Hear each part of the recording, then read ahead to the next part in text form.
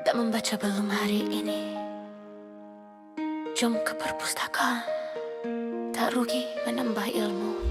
Burung terbang di awan biru singgah sebentar. Rolling, 3, 2,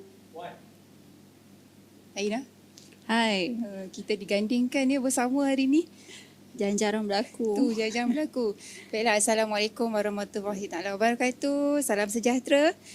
Bersama dengan kami dalam Labun Pustaka yang dibawakan oleh Perbadanan Pusat Negeri Perak. Dalam surat apa Ina? Labun apa hari ni kita puan? Labun apa hari ni? Kita nak labun tentang apa tu Ina? Hari ni- Agak-agaknya dah apa yang kita nak labunkan hari ni? Hari ni kalau ikutkan, kalau saya tengok dari segi pakaian puan ni lain macam hari ni. Mulai Biasa puan kehijauan. Hari ni siap Oh, berkot. itulah. Ah. Saya harap saya tak salah terima kot ya. Wah, saya haraplah saya pun sama. Kalau agak-agak lah dengan penampilan saya hari ni kan. Ya. Dengan coatnya, dengan coat dia, blazernya, dengan seluar slacknya. Ina rasa lah apa yang kita akan bincangkan pada hari ni. Okey, kalau nampak dari segi pemakaian puan ni nampak sangatlah beretika dan Beretika, profesional. Profesional. Kalau kita nak pergi bekerja. Tapi kan agak-agak lah Ina kan. Adakah etika dan profesionalisme tu, susah nak sebut ni, profesionalisme tu bergantung pada pakaian. Ina rasa? Kalau bergantung pada pakaian, saya rasa mungkin Mungkin apa? mungkin tak, mana tahu apa dari segi wajah ke, dari segi paras rupa Ai ke. mak, kalau wajah paras rupa profesional jenuh kita Ina, tak dapat Ya. kerja kita Ina. Adakah penampilan Ina pada hari ini tidak dikira sebagai profesional ataupun adakah dari segi tingkah laku, tahap pendidikan, adakah kayu-kayu pengukur tertentu untuk menentukan seseorang itu profesional dalam bidang kerjayanya? Betul tak? Okey, betul. Apa tajuk puan. sebenarnya Ina? Tajuk sebenarnya kita hari ni adalah etika dan profesional rahsia bertahan dalam kerjaya. Saya rasa kalau kita nak mengupasnya, saya rasa saya ni pun baru lagi puan. Baru lagi 6 bulan bekerja dengan perbadanan ni. Tajuk kita etika dan profesionalisme, rahsia bertahan dan berjaya dalam kerjaya. Ya, Betul. Ina berapa tahun dah kerja? Ina belum berapa tahun lagi puan. Setahun pun tak sampai. Masa baru pagi ya? baru Di 6 Perbadanan bulan. Negeri Perak. Ina tak nak tanya saya ke? Puan nampak Ah. macam lama. Lama nampak macam orang lama ke? Ya, OL. Oh, nampak macam orang lama? Aduh, gila ya. Memang nampak dah tu puan. Aduh. Tak baik lah. Sorry. Okey, untuk penonton semua yang menantikan kita punya podcast Labun Pustaka dari Perbadanan Pusat Negeri Perak, tajuk kita pada hari ini adalah etika dan profesionalisme, rahsia berjaya dan bertahan dalam kerjaya. Macam saya Ina, betul lah tu orang lama. Dah 24 tahun. 24 tahun berkhidmat di Perbadanan Pusat Negeri Perak. Tak ada yang tua, tak ada yang baru kan. Tak ada yang lama, tak ada yang baru. Macam tu lah. Betul. Bukan kita yang akan mengolah tajuk ni, yang akan berdiskusi tajuk ni. Kita ada tetamu jemputan kan? Ya. Dari mana tu? Tetamu jemputan kita jemput khas daripada Digital Perak Holding. Yang selalu koma apa tu minta kerja tu. Oh, minta kerja mak digital Perak dia? Ya. Oh, saya tak tahu SPP nak. Saya dulu minta kerja, menandakan lamanya tu isi borang. Tak ya. ada sistem ni. Kali ni kita jemput khas lah daripada Digital Perak. Okey. Selamat datang, Puan. Selamat datang. Assalamualaikum warahmatullahi wabarakatuh. Assalamualaikum warahmatullahi wabarakatuh. Pertama sekali terima kasih Puan ya. Okey. Puan, Cik? Puan Nisa. Puan Nisa. Ya, saya. Kita panggil Puan Nisa. Boleh tak ada Okey, masalah. Terima kasih pertama sekali sebab Puan Nisa sudi luangkan masa hadir dalam podcast Perbadanan Pusat Negeri Perak Labun Pustaka. Boleh Puan Nisa perkenalkan diri Puan Nisa, nama penuh, latar belakang kerjaya, dah berapa lama berkhidmat dan sebagainya lah. Silakan Puan. Okey, terima kasih sebab sudi menjemput saya bersama-sama dengan puan-puan semualah. Okey, saya nama diberi Nurul Khairunisa binti Muhammad Alias. Saya berasal daripada Ipoh lah. Kan? Kemudian saya sebenarnya saya bekerja dengan Digital Perak ni dah lama, dari zaman lama lah, lebih kurang 12 tahun ke 13 tahun lah. Alhamdulillah rezeki saya di Digital Perak. Kemudian saya bermula daripada bawah lah. Saya bermula daripada zaman saya intern. Kemudian saya diserap masuk lah ke menjadi junior AZ dan senior AZ lah. Di Alhamdulillah. Digital Perak. Ya, Digital Perak. Dulu dikenali sebagai K Perak. K Perak, ya, ya, betul. betul. Okay, kemudian saya sampai sekarang alhamdulillah saya dah semua unit saya dah rasa. Semua unit dah rasa. Saya dah pergi ke audit, saya dah pergi ke corporate komunikasi, saya dah pergi sekarang saya berada di bahagian teknologi lah sebab background saya adalah bahagian teknologi maklumat. Okey. Itu saja pengenalan saya. Bermakna Puan setia lah ni. Setia di tempat kerja yang sama. Daripada zaman intern sampailah sekarang Ya, betul. Alhamdulillah. Alhamdulillah. Baik Puan. Ina ada soalan tak untuk Puan? Ada. Okay. Puan, saya nak tanya. Okey, ada satu frasa lah, ada satu penulisan yang saya ada baca lah. Ramai orang berbakat tapi tak ramai yang bertahan. Yang bertahan hanyalah yang beretika dan berprofesional. Susah sebut tu. Susah betul sebut dia. Nampak bertahan tu macam sekejap je. Apa pandangan Puan? Okey, pandangan saya sikap dan etika dan profesionalisme itulah sangat penting dalam kita punya kerjaya. Nak bertahan pun sama juga kena ada sikap dengan profesionalisme. Sebab sikap ni adalah cerminan diri kita. Lahir daripada diri kita. Nak tahu kita ni macam mana kan, amanah ke, jujur ke, integriti ke, bertanggungjawab ke, ataupun kita dapat bekerjasama dengan satu pasukan ke. Kemudian kita akan lahir dengan profesionalisme. Betul tak? Setuju tak saya cakap? Seperti kita nampak kalau kita ada etika, bila kita profesionalisme, kita tahu cara kita nak berurusan dengan orang macam mana, berkomunikasi dengan orang macam mana. Kan betul tak saya cakap? Betul. Pandangan saya lah. Saya nak tanya, sentuh sikit tentang profesional. Ada kalanya kita dalam sesuatu pekerjaan tu kita akan menghadapi tekanan. Tekanan dan cabaran dia lah. Katakanlah hari ni kita ada masalah kena tegur dengan bos.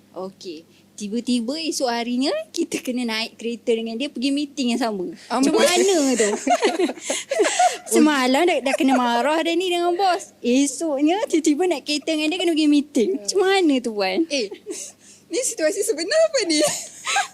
Cerita pengalaman Pengalaman orang lain ni nak? Pengalaman orang lain, bukan di sini lah. Susah tu kan Puan, kita Betul. nak kekal profesional. Betul, saya setuju dengan apa yang Ina cakap tadi. Contoh, dah kena marah dengan bos. Lepas tu kena masuk mesyuarat, nak kena tengok muka bos.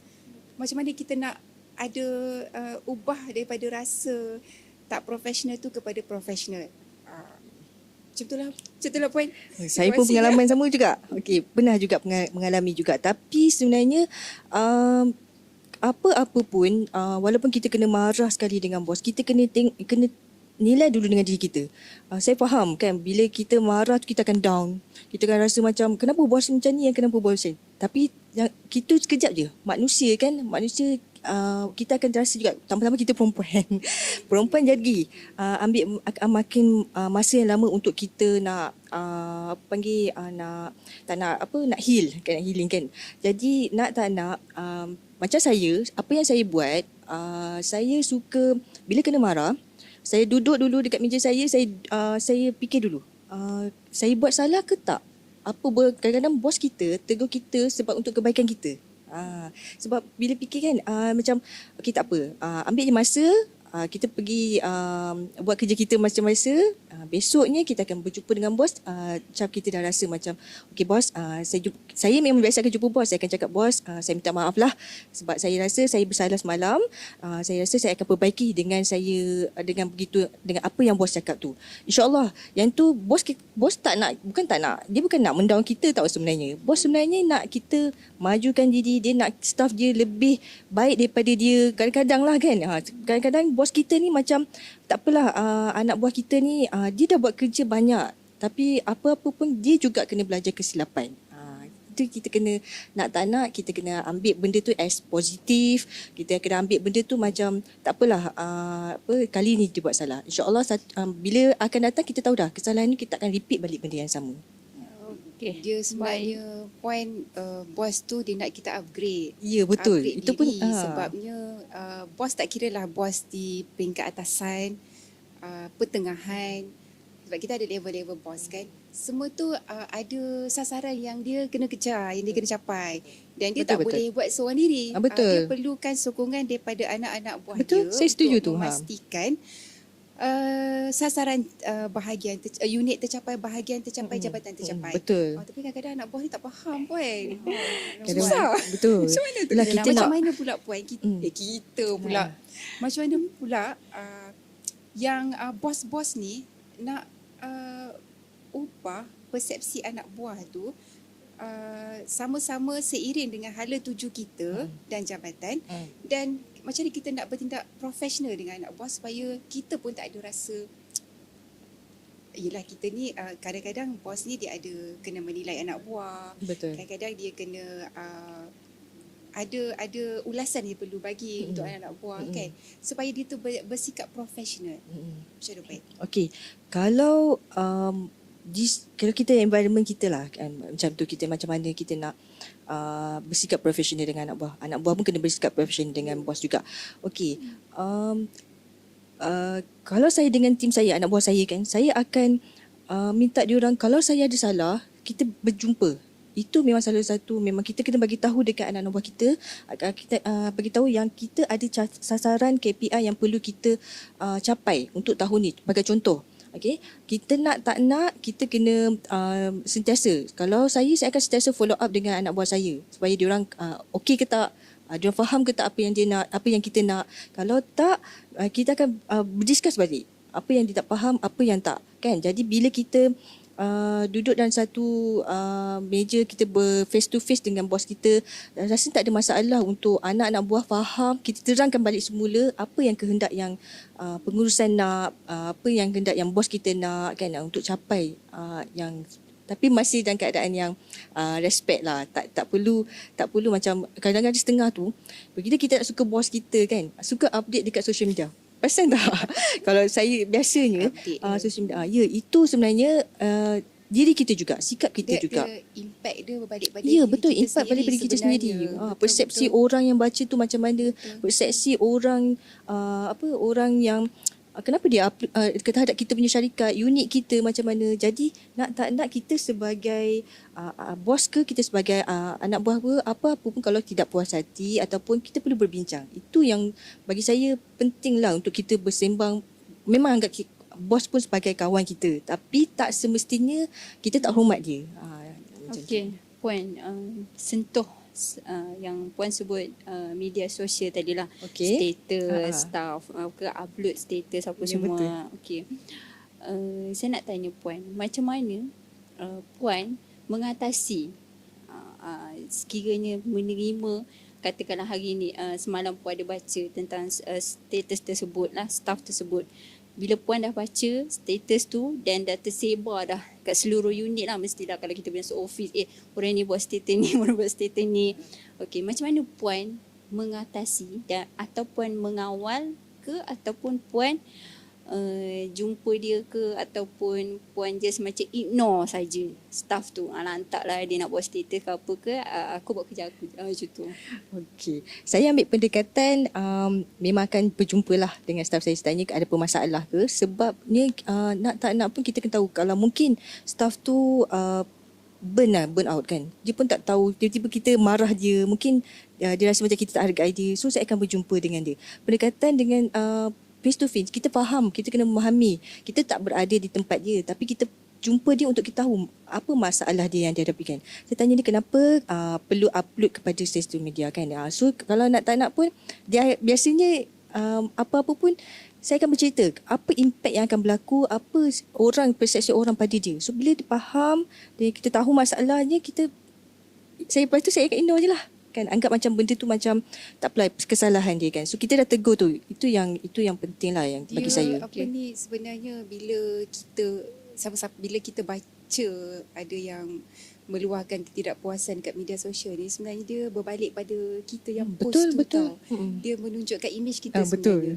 Sejauh mana kita ni profesional, bersikap profesional. Itulah yang dinamakan profesional, betul tak Puan? betul. Sejauh mana kita boleh menerima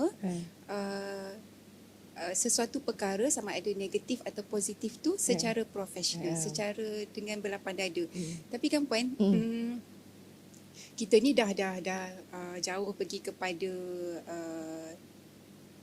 tindak tanduk seseorang tu dalam dunia kerjaya kan, sama ada anak buah ataupun bos. Tapi sebenarnya lah Puan, saya nak tanya, sebenarnya definisi sebenarnya etika dan juga profesional dalam kerjaya tu sebenarnya bagaimana? Adakah dari segi penampilan diri kita, tengok dia kemas, cantik, macam Ina kata cantik, jenuh lah Puan, cantik tu subjektif kan. Lepas tu kena cara pembawaan diri ke ataupun tahap pendidikan ke. Kalau kita tahap pendidikan Jenuh lah Puan. takkan Ada ke? kasta pula nanti. Kasta je, janganlah kasta Ina tokok benda. Yang degree-degree je. Janganlah kata kasta. Tahap pendidikan kan, kalau kita kata okey, profesional tu adalah mereka yang ada ijazah, ada master. Bagaimana pula dengan SPM? Macam mana Puan? Istilah sebenar lah etika dan profesional dalam kerjaya tu. Okey, etika, kita kena faham etika tu adalah nilai diri kita sendiri. Okey, nilai dia apa yang kita lahirkan. Macam contoh kalau cara kita kita mengawal emosi, kita marah dengan bos kita, tiba-tiba kita bila kita bekerja, kita pandai nak mengawal emosi kita marah tu. Itu adalah profesionalisme. Etika tu adalah, ingat, etika tu adalah diri sendiri. Profesionalisme itu adalah cara kita mengawal. Apa pun kerja bagi dekat kita, kita pandai nak mengawal keadaan. Pandai kita nak cara berkomunikasi dengan orang pun kita tahu macam mana kan. Cara kita nak mengawal kemarahan pun kita tahu. Bertindak tanduk lah. Tindak tanduk kita macam mana kita nak kontrol diri kita. So daripada situ orang akan nampak sebenarnya kita tu profesional. Kan, kita macam walaupun kita marah sekalipun, tapi bila kita buat kerja automatik terus jadi profesional. Puan, Kan? setuju tak?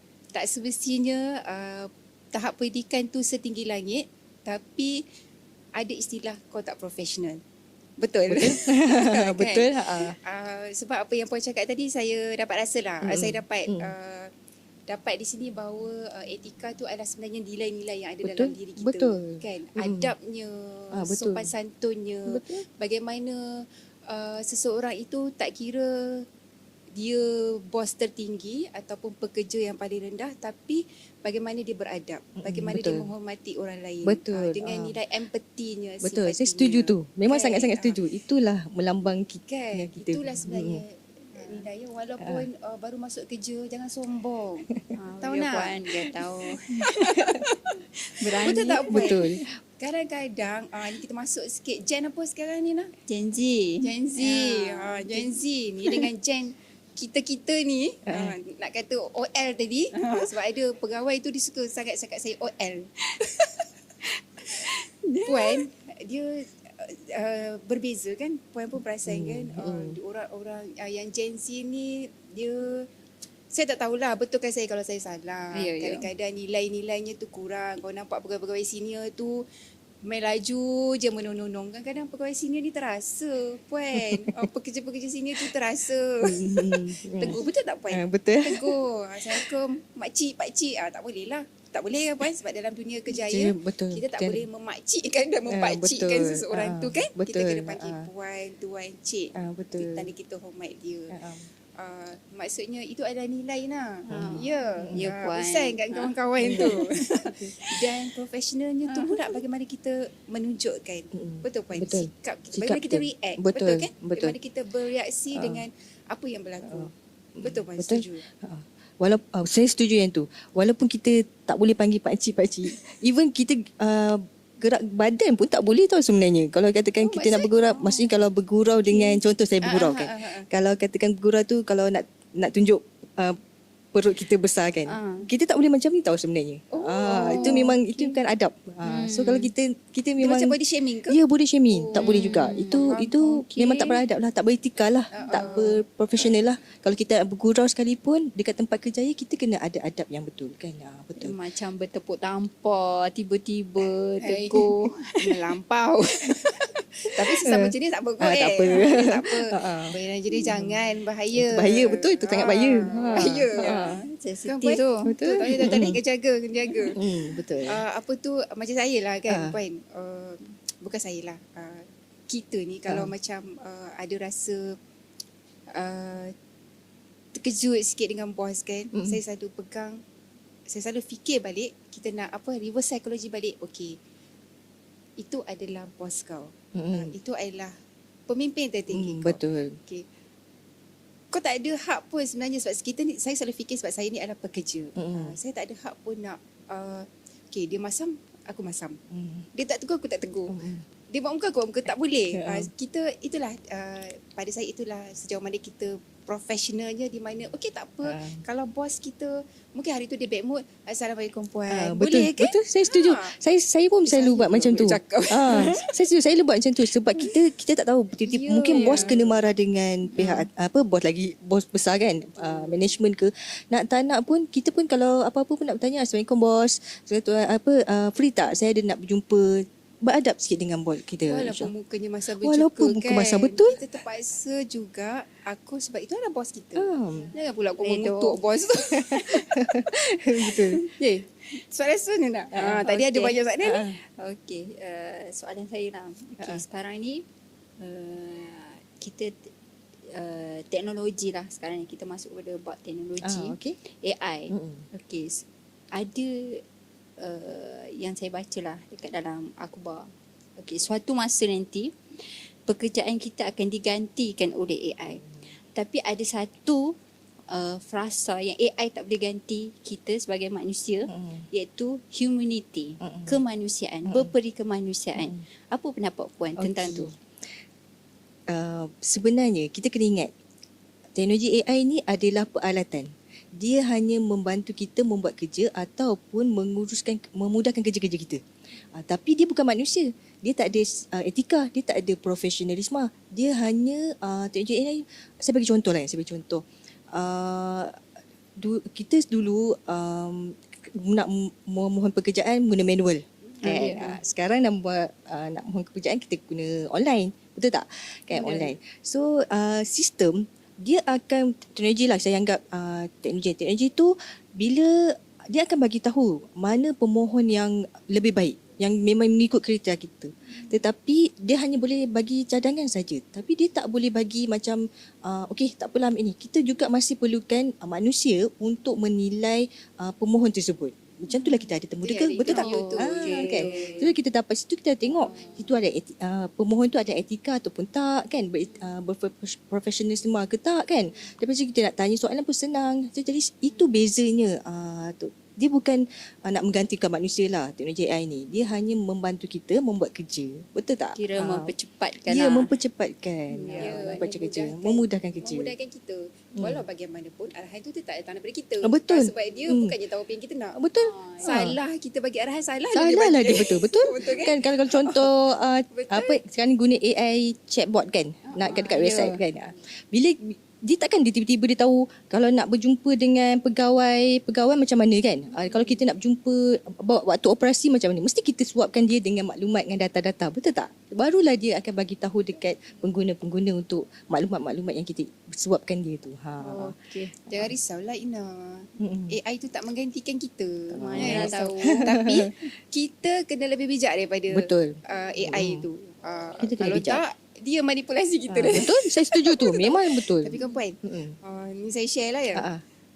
Saya kan pagi-pagi kalau rasa saya tak tahu tu normal ke tak. Tapi kalau pagi kalau saya rasa macam down ke apa, saya buka ChatGPT tu, saya sembang dengan dia. Betul. Saya pun ada kawan macam tu. Betul. Sebabnya normal. Sebab kita kena anggap dia ChatGPT tu sebagai kawan kita tau, bukan lawan. Kita kena anggap dia sebagai kawan kita. Tak kisahlah ChatGPT ke Gemini ke kan, kita kena anggap dia sebagai kawan kita kan. Sebab apa tahu puan? Sebab kata-kata yang dikeluarkan oleh AI tu, dia sangat buat kita rasa tenang dan betul. kita rasa dihargai. Kita betul. rasa kita ni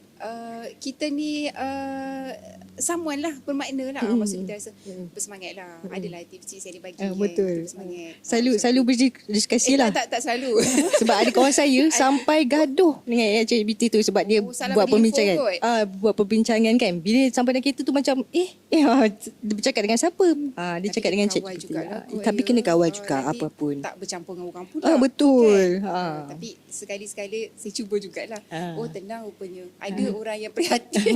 Tapi betul. sebenarnya dia robot. Dia Ina, robot. apa Okey. lagi labang kita? Sebut pasal puan rasa tak dihargai tu. Okey, wah. sekarang zaman Gen Z ni suka tukar-tukar kerja. Sebab pertamanya dia rasa tak dihargai. Tempat kerja tu tak menghargai dia. Dia rasa toksik. Okey, tak ngam. Okey, lepas tu kerja sekejap berhenti, tukar dengan alasan macam itulah environment. Toksik, tak boleh terima arahan daripada atasan. Nak pula kita ada perbezaan Gen Z dengan yang orang lama. OL tu lah tadi. Boy. Jauh beza dia kan. Jadi dia rasa tak ngam, pergi kerja tak best. Dia ya rasa ke? toksik tempat kerja tu. Dia pun rasa macam tak apalah, tak naklah kerja sini. Letak terus surat resign berhenti. Apa pendapat puan? Okey, pendapat saya toksik tu ada di mana-mana saja. Kalau kita tukar tempat kerja ke atau kat mana-mana pun memang ada toksik tu. Kita tak boleh lepas. Cuma diri kita macam mana? Kita nak menerima toksik tu macam mana? Kalau bab kata Neonofa lah, ignorance is bliss. Betul, saya ada baca tu. Betul tak? Kalau Betul, kalau kita abaikan. kalau kita mampu abaikan, masuk telinga kanan, keluar telinga kiri sudah cukup kan. Anggap macam buat kita kerja. Asalkan kita buat kerja kita dengan baik kan, orang tak pandang kita tak apa. Kan, kita siap kerja. So bila kita dah siap kerja tu, macam contoh bos kita akan tahulah, dia sebenarnya boleh buat kerja kan. Kita kena tahan dia, tak boleh bagi dia resign. Bos akan boleh nampak lah benda-benda tu kan. Nak tak nak pun memang daripada diri kita. Memang kita kena panggil yelah, ignorance bliss lah kan. Kan betul. Dia setengah orang mampu untuk ignore, setengah orang Betul. mungkin tak mampu. Mungkin tak mampu. Tapi alhamdulillah lah 24 tahun bekerja tu mampulah kan boy. Alhamdulillah. Cumanya tadi bila Ina cakap yang melompat-lompat kerja, dia panggil melompat-lompat kerja ni kan. Sebenarnya kenapa saya tanyalah Kak Puan, adakah pekerja yang macam itu sebenarnya dia mencari satu kepuasan dalam bekerja sampailah dapat satu betul-betul dia rasa okey, inilah kerja aku, inilah yang terbaik dengan gaji yang terbaik yang aku dapat. Adakah itu sebenarnya bagus juga untuk dia? Macam mana Puan? Kalau nak career growth, bagus. Okay lah, Bagi pandangan saya memang sangat bagus. Tak ada masalah lah kan? Tak ada masalah. Kalau rasa macam kita belajar sampai tinggi sebagai contoh belajar kemahiran kita pun banyak kan. So kita rasa macam tempat ni tak sesuai, kalau kita ada better offer, why not kita pergi? Kan, untuk kita career growth tak ada masalah. Yang bagi saya memang saya alu-alukan kalau ada tim saya kan, dia orang dah expert kan. Saya kata kalau nak pergi tempat lain tak ada masalah untuk you all buat pergi je Puan kan. tak rasa sayang ke? Dah train, Sayang. dah expert, dia pun pergi. Sayang jugalah. Kena train yang baru. Ya, sayang juga. Tapi sebab demi masa depan mereka kan, tak ada masalah. Untuk kejayaan dia kan. Muda-muda kan. Betul. Masalah nak. Jangan takut. Kalau nak mencari kejayaan terbaik kan Puan. Apa tu nak? Tak ada apa. Macam sesuatu je tu. Ada apa nak tanya kat Puan? Ada lagi? Kadang-kadang tekanan tu Personal ke ni? Bukan personal. Cerita pasal tadi. Kadang-kadang tekanan tu dia membentuk diri kita. Betul. Ada kalanya tekanan tu dia akan mendownkan kita. Okey, ada setengah bos, okey, dia macam bagi tasking untuk bagi kita buat kerja. Tapi dia tak percaya dekat kita. Dia tak beri kepercayaan kepada kita. Dalam masa yang sama dia check, cari salah. Sikit-sikit cari salah. Itu sama ada dia cuba, dia percaya kita ke atau dia mengawal kita ke atau dia menambah tekanan. Saya rasa kan macam saya disalah gadingkan. Tak tahu Puan. Okey. Macam mana tu Puan? Kalau saya berfikir positif, tak ada masalah pun untuk bos kita menegur kita. Walaupun betul-betul kecil je, salah ejaan je. Kalau tiba-tiba kita nak tulis tuan-puan jemputan sekian, tapi tiba-tiba tertinggal huruf U, konsisten kan. Tak ada masalah pun untuk bos kita betulkan balik. Memang ada setengah bos dia akan macam tu. Dia akan betulkan balik kita punya surat ke apa ke. Dia akan minta kita betulkan supaya kita faham, belajar kenapa bos kita tu betulkan kita punya kesalahan tu kan.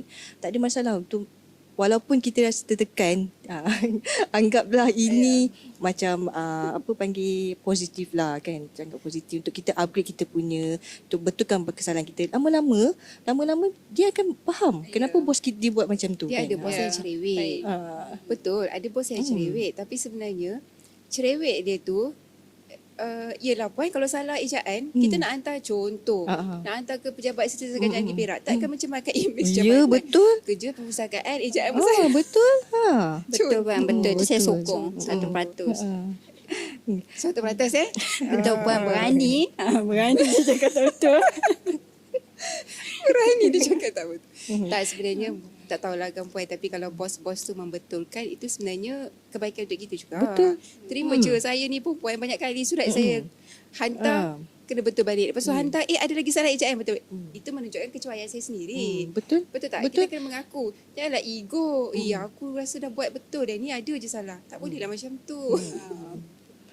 Cik, menasihati pula. Ini siapa sebenar panel ni? Kita sebenarnya manusia biasa kan. Manusia biasa tak lepas Tak daripada lari dari kesilapan kan. Betul. Nak tak nak, apabila orang nampak kesilapan kita, dia tegur kita ambil positif, kita buat lebih baik daripada yang kita berlaku sebelum ni. Kita improve lepas Betul, tu improve. sebenarnya daripada Sebab contengan tu banyak, mungkin dah tinggal sikit. Betul. Dan kita pun lebih berhati-hati, Berhati-hati, kan. Bila dah banyak sangat kena conteng, tak boleh jadi ni. ya, betul. Kita berhati-hati. Ya. Lama-lama dia faham lah, betul tak? Ya. Kenapa bos dia tegur. Dia faham, lama-lama faham. Kita tu lah. Dia sebenarnya apa-apa pun balik pada diri kita sendiri. Bagaimana kita tengok sesuatu perkara tu. Kalau kita fikir negatif lah. Kalau kita Fikir side positif. positif. Positif lah dia, betul. Saya setuju tu. Memang Kan? sangat setuju. Ada satu soalan saya nak tanya. Tapi saya lupa lah Ina. Kalau lupa, bagi saya tanya ingat. dulu. Oh, banyak soalan Ina ni. Macam inilah peluang. Inilah peluang aku. Ini nak masanya. Tapi sebenarnya kan, kita sebagai pekerja pun kadang-kadang burnout jugalah kan. Burnout ke? Bukan. Saya burn out tu puan. Kalau saya pergi kafe minum kopi je. Betul. Saya Kan. tak ada masalah. Itu yang penting, work life balance tau sebenarnya. Betul tak? Sebab kadang-kadang ada setengah tu dia nak bekerja je daripada pukul 8, kita kerja masa 8.30 sampai 5.30. Tiba-tiba pukul 6 sambung balik. Nak kerja, dia tak ada work life balance. Itu pun problem juga kan. Jadi kita nak tak nak, kalau Tak apa pun tak balance. Betul. Macam mana kita nak bertahan dalam kerjaya kita kalau kita tak ada life kita, tak balance lagi life kita kan. Betul. Sangat susah. Okay. Berbalik kepada macam toxic people.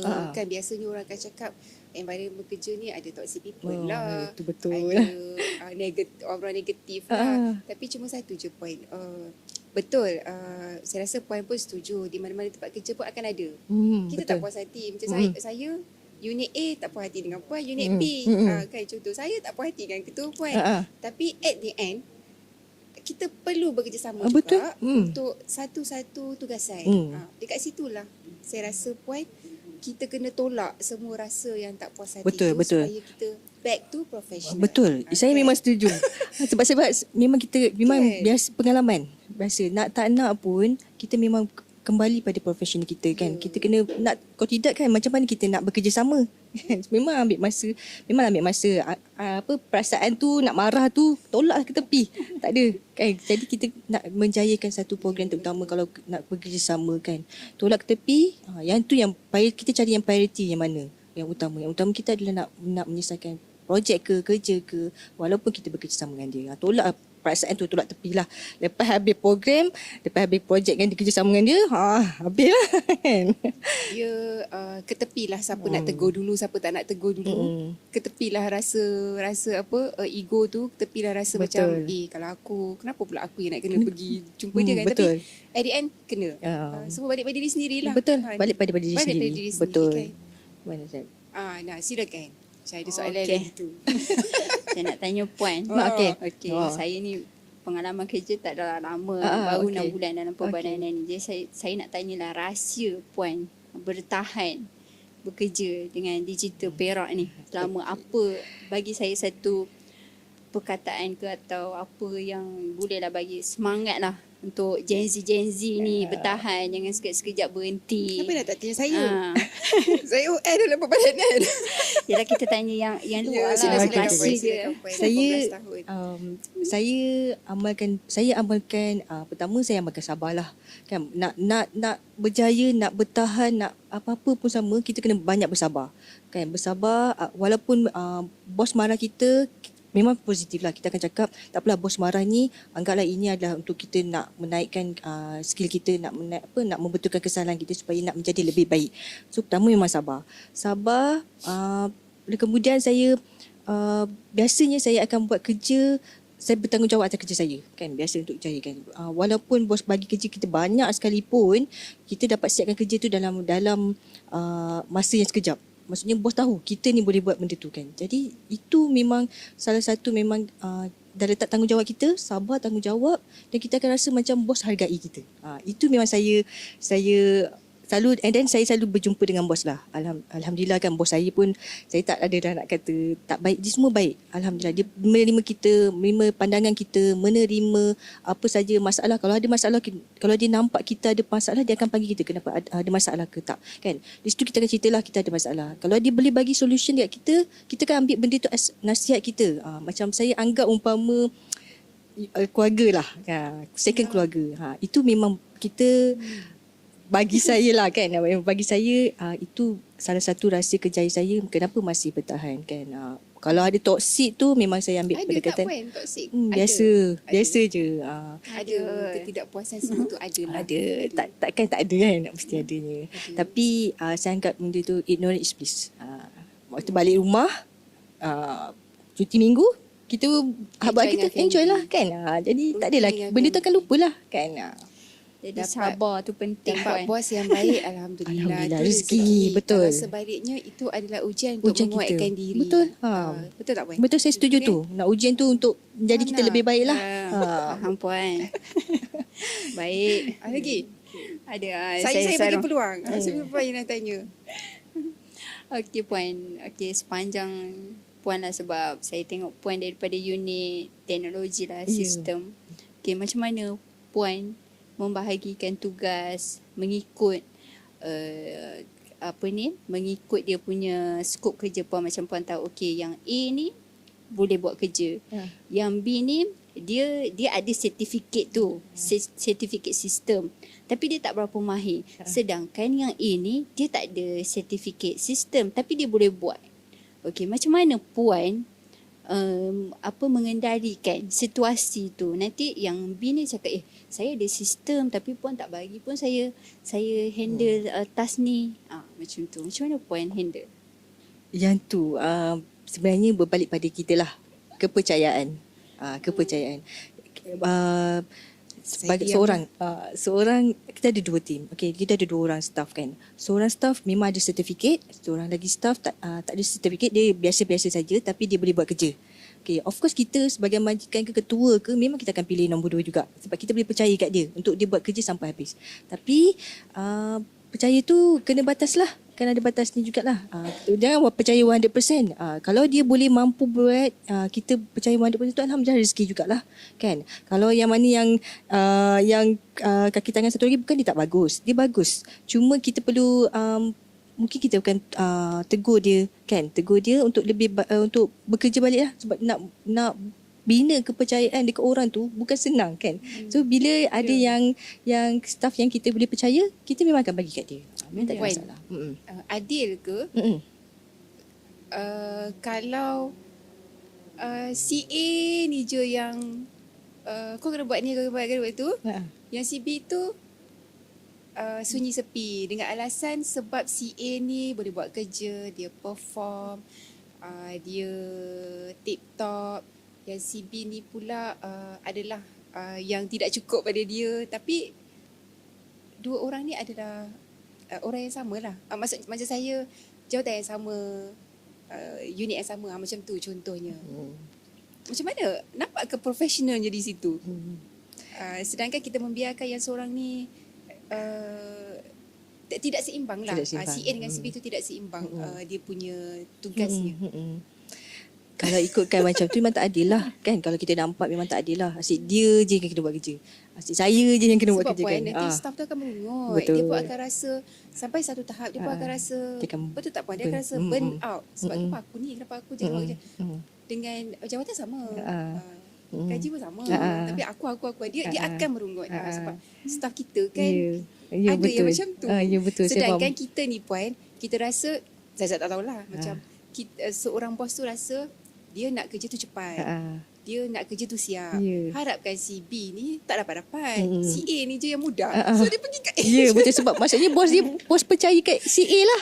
Untuk bos tu percaya pada A. Tapi si A tu pula dia rasa tidak ada untuk diri dia. Macam mana situasi tu puan? Situasi Dia nampak macam meluah. Tidak. Bukan meluah. Satu perak staff nak jaga tu. Betul puan. okey. Okey, kembali. Memang tak adil kan. Memang kalau kita tengok, kalau logic thinking pun memang tak adil kan. Tapi nak tak nak, kita kena memang ambil pendekatan, kita jumpa dengan si B tu untuk kita tahu kan kenapa dia tak profesional dalam bekerja kan. Kita tanya masalah dia kan. Memang ada je berlaku kan. Memang bila susah kan kalau kita dah percaya kat orang tu, kita nak susah kita nak ni kan. Nak tak nak pun kita memang bagi kat dia. Nak tak nak tu.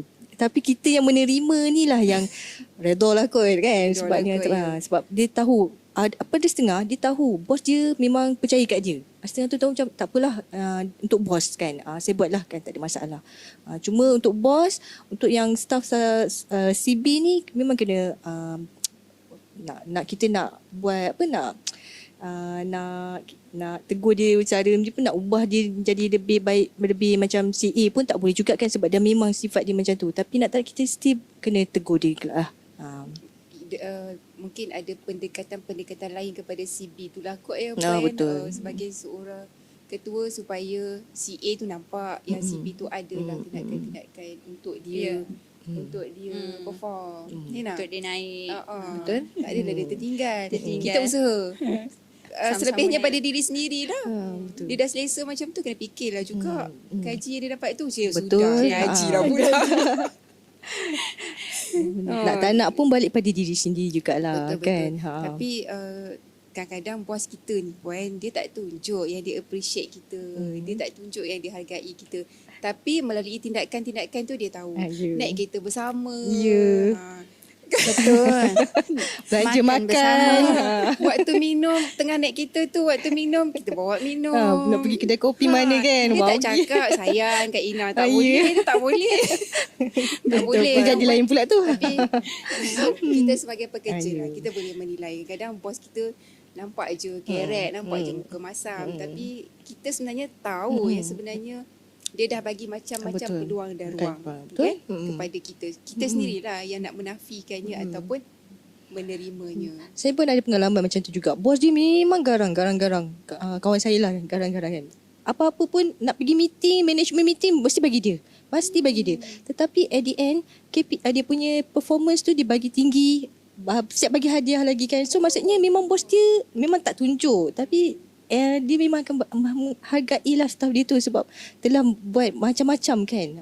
Walaupun yang tu memang saya memang terkejut lah kan. Sebab memang sangat tahu kawan saya tu memang tough sangat. Tapi at the end memang hadiah dia bukan calang-calang, dia bagi hargai tu kan. Jadi macam nampak sangat bos menghargailah. Hadiah lah.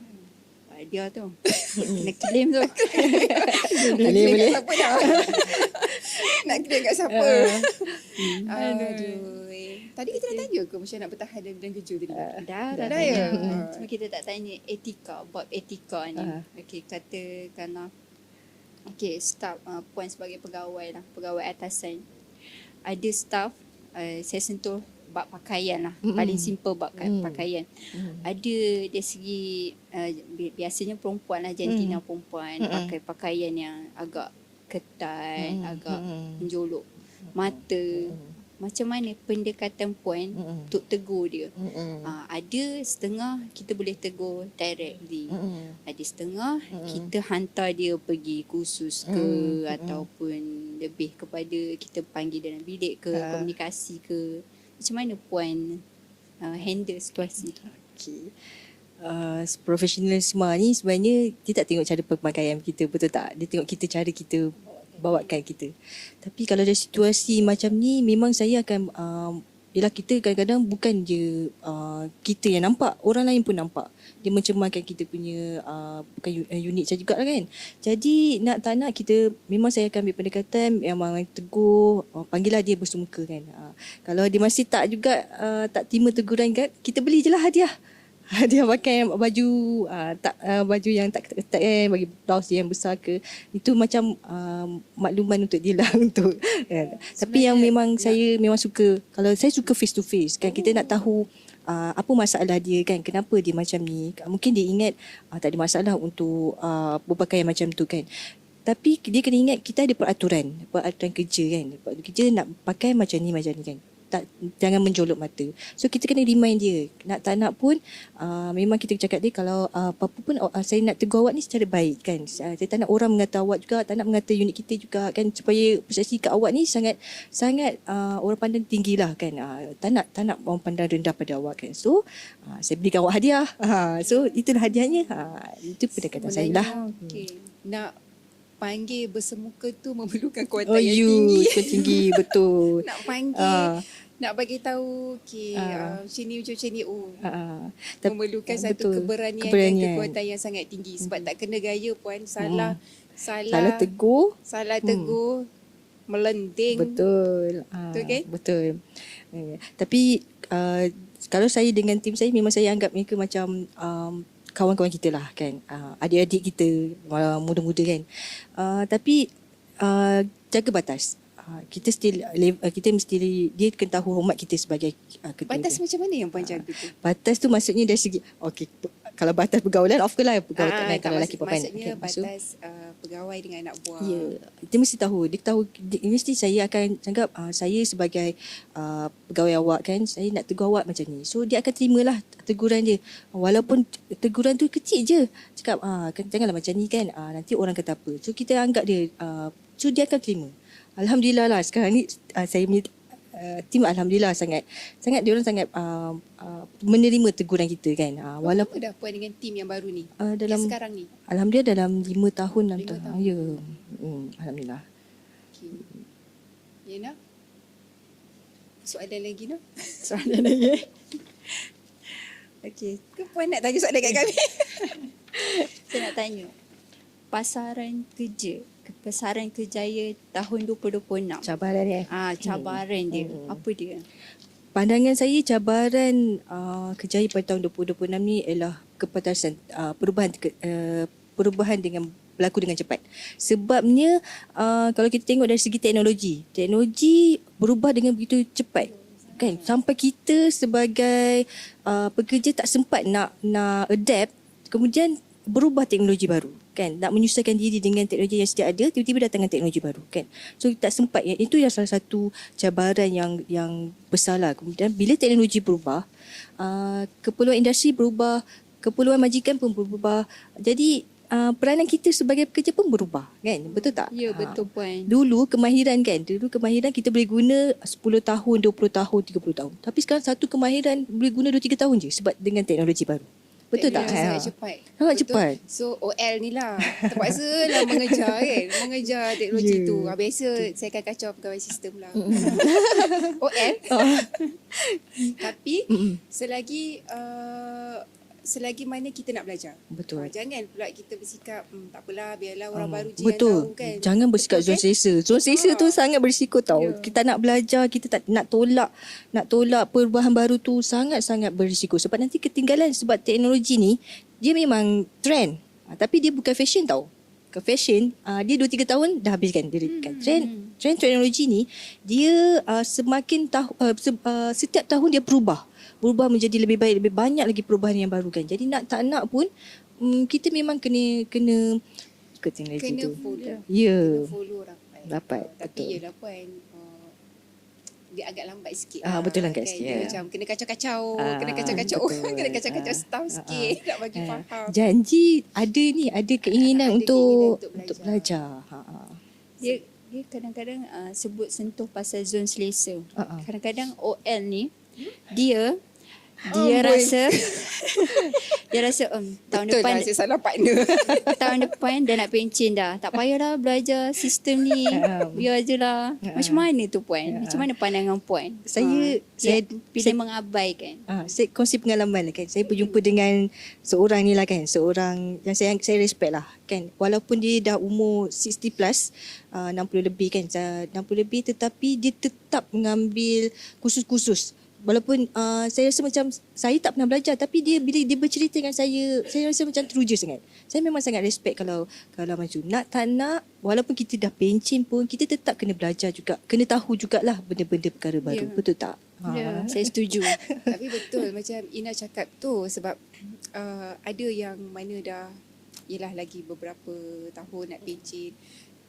Macam kita dekat perpustakaan pun kita menggunakan pakai sistem. Perlu juga tahu tentang sistem. Betul.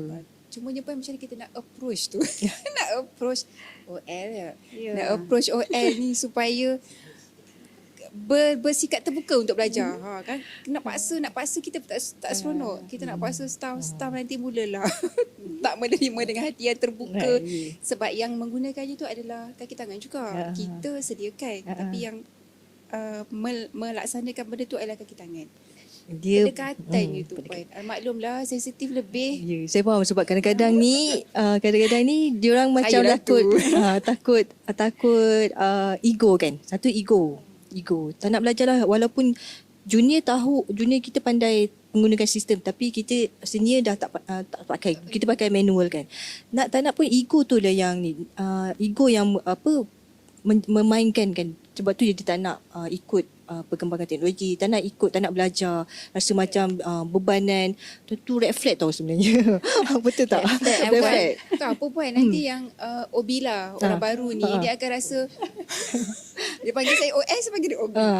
Orang baru ni dia akan rasa asyik kita je semua kita nak belajar semua kita nak kena buat habis OS buat apa?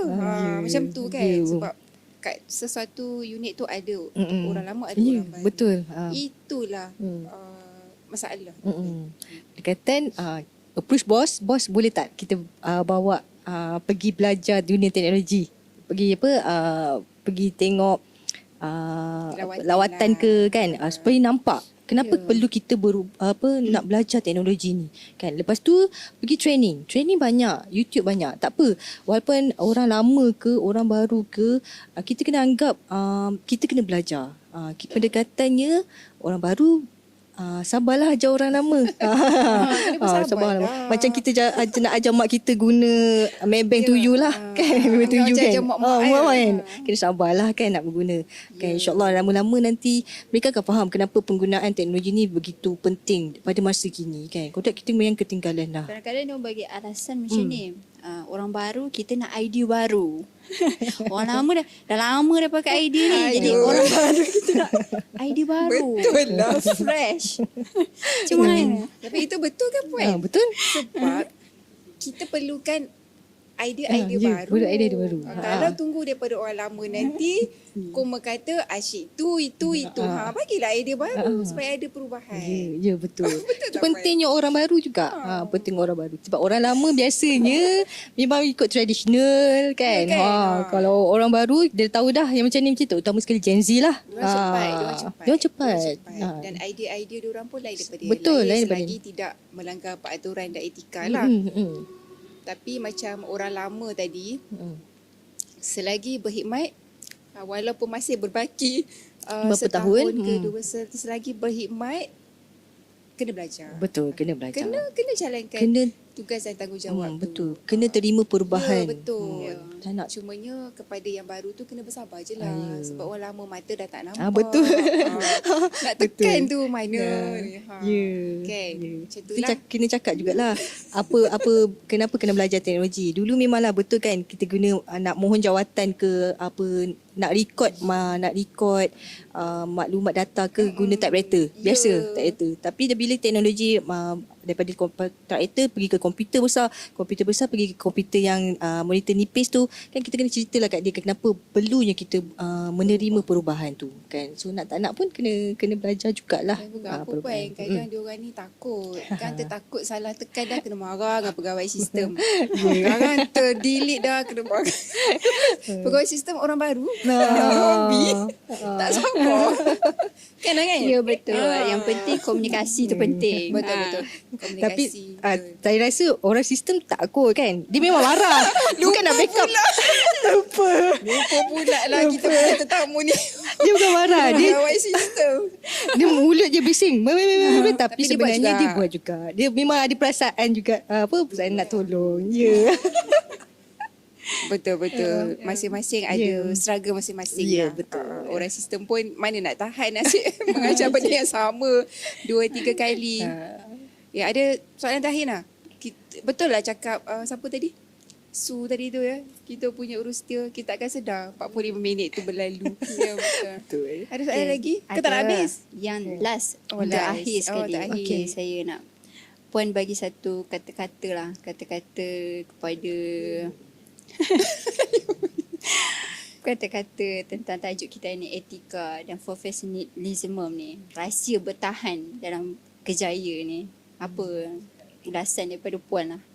Nasihat untuk Nasihat. orang baru ke, bukan orang Ya. baru je, orang lama juga untuk Orang- terus kuat. Sebab orang lama ni Puan, bila dah lama dia punya apa orang panggil mental dia mental dia kadang cepat koyak. Ya. Orang lama Mm-mm. kita cepat koyak.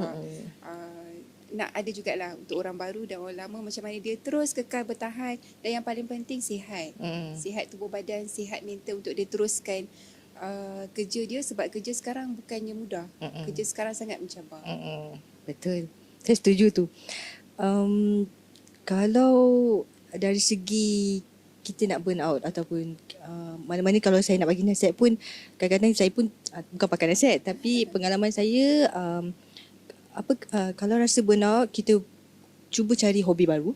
Kan, kalau burn out kita rasa macam tak ni, cari hobi baru. Contoh kalau sekarang ni kan famous pickleball kan. So petang-petang Betul. kita cuba untuk bermain, bersosial, Beriadah. berkomunikasi, beriadah dengan siapa, pickleball ke jogging ke, kan, tak ada masalah. Tapi bagi saya sabar itu sangat penting. Sabar, kita walaupun kita dah kerja hampir 10 tahun, hampir 24 tahun, hampir 20 tahun pun, sabar tu memang kunci. Kemahiran tu memang kita boleh belajar kemahiran. Tapi sabar, belajar benda baru, berusaha untuk belajar benda baru, tak kisahlah belajar tu melalui training ke, tak kisah belajar daripada orang-orang muda ke, ataupun belajar daripada YouTube sekalipun. Kita ada inisiatif untuk belajar, untuk upgrade diri kita. Bagi saya itulah kan, itu yang saya rasa macam kita rahsia kita bertahan bagi saya memang sabar, sangat sabar, itu je. Okey. Maksudnya Ina sabar.